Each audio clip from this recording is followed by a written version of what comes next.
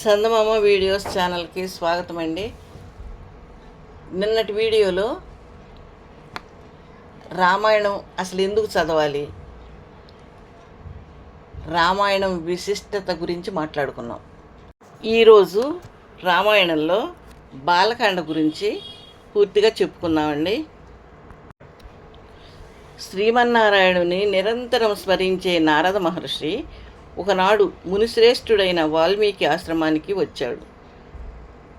నారదుడు తపస్వి, వాక్చాతుర్యుల్లో శ్రేష్ఠుడు. వాల్మీకి జిజ్ఞాసతో నారదుల వారిని అడిగాడు. జిజ్ఞాసే విజ్ఞానానికి మూలం. ఓ మహర్షి, అన్నీ మంచి గుణములు కలవాడు, ఎలాంటి ఆపదలు చుట్టుముట్టినా తొణకనివాడు, ధర్మం తెలిసినవాడు, ఆశ్రయించిన వారిని ఆదుకునేవాడు, మాట తప్పనివాడు, సకల ప్రాణులకు మేలు చేసేవాడు, వీరుడు, ధీరుడు, అసూయ లేనివాడు, అందమున్నవాడు, ఇలాంటి శుభ లక్షణాలు కలవాడు ఎవరైనా ఈ లోకంలో ఉన్నారా అని ప్రశ్నించాడు. నారదుడు చిరునవ్వుతో సమాధానం ఇచ్చాడు. మహాముని, ఇన్ని లక్షణాలు ఒకే వ్యక్తిలో కుదురుకోవడం సాధారణంగా జరగదు. కానీ నీవు తెలిపిన విశిష్ట గుణాలన్నీ మూర్తీభవించినవాడు శ్రీరాముడని తెలిపాడు. రామాయణ గాథను సంక్షిప్తంగా వాల్మీకి వినిపించాడు నారదుడు. అక్కడి నుంచి బ్రహ్మలోకానికి వెళ్ళిపోయాడు నారదుడు. రామకథ వాల్మీకి మనసులో నాటుకుపోయింది. నారదుని మాటలు ఇంకా చెవిలో ఇల్లు కట్టుకొని పోరుతున్నాయి. గంగానది సమీపాన గల తమసా నదికి స్నానం చేయటానికి బయలుదేరాడు. భరద్వాజాది శిష్యులు వెంట నడుస్తున్నారు. తమసా నది మంచివాని మనసు వలె స్వచ్ఛంగా ఉంది. స్నానానికి నదిలోకి దిగిన వాల్మీకి చుట్టూ ఉన్న ప్రకృతి అందాలకు పరవశిస్తున్నాడు. సమీపంలో ఒక కొమ్మపైన క్రౌంచ పక్షుల జంటను చూశాడు. వాటి అనురాగం ముచ్చట గొలుపుతున్నది. వాటి మధుర ధ్వనులు వీణుల విందు చేస్తున్నాయి. ఇంతలో ఒక వేటగాడు క్రూర బాణంతో మగపక్షిని నేల కూల్చాడు. అది నెత్తురోడుతూ విలవిలలాడుతూ ప్రాణాలను విడిచింది. ఆ ఎడబాటును తట్టుకోలేని ఆడపక్షి తల్లడిల్లిపోయింది. హృదయ విదారకమైన ఈ దృశ్యాన్ని చూశాడు వాల్మీకి. కరుణరసం జాలువారింది. ధర్మావేశం కట్టలు తెంచుకుంది.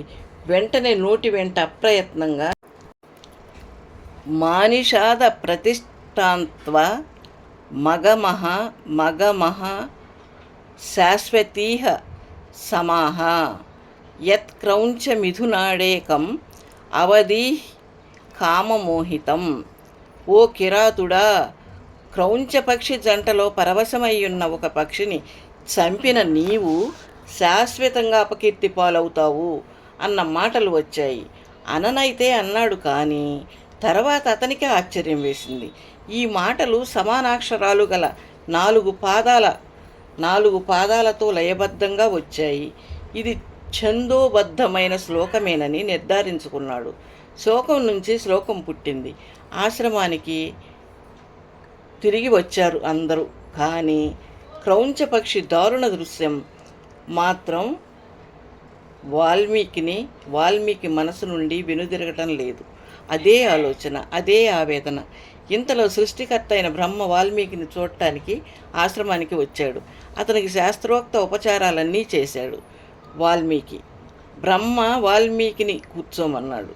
బ్రహ్మ ఆసనం కన్నా కొంచెం తక్కువ ఎత్తుగల ఆసనం పైన కూర్చున్నాడు వాల్మీకి. ఇది పెద్దల పట్ల ప్రవర్తించవలసిన తీరు. బ్రహ్మ ఎదురుగా ఉన్న క్రౌంచపక్షి బాధ వాల్మీకిని వదలటం లేదు. మనసులో మానిషాద శ్లోకమే మళ్ళీ ధ్వనించింది. అన్నీ తెలిసిన బ్రహ్మ చిరునవ్వును చిందిస్తూ, ఓ ఋషీశ్వరా, నీవు పలికినది శ్లోకమే. అది నా సంకల్ప ప్రభావం. ఈ ఛందస్సులోనే శ్రీరామచరిత్రను రాయమని ఆదేశించాడు. నారదుడు స్పష్టంగా వివరించని రామకథా రహస్యాలు కూడా నీకు స్ఫురిస్తాయని అనుగ్రహించాడు బ్రహ్మ. ఈ భూమండలంలో పర్వతాలు, నదులు ఉన్నంతకాలం రామాయణ గాథను జనులు కీర్తిస్తూనే ఉంటారని ఆశీర్వదించాడు. బ్రహ్మ ఆదేశానుసారం రామాయణ రచనకు శ్రీకారం చుట్టాడు వాల్మీకి మహర్షి. రేపు అయోధ్య నగరం గురించి మాట్లాడుకుందామండి రేపటి వీడియోలో. నేను చదివిన దానిలో ఏమైనా తప్పులుంటే దయచేసి మన్నించండి.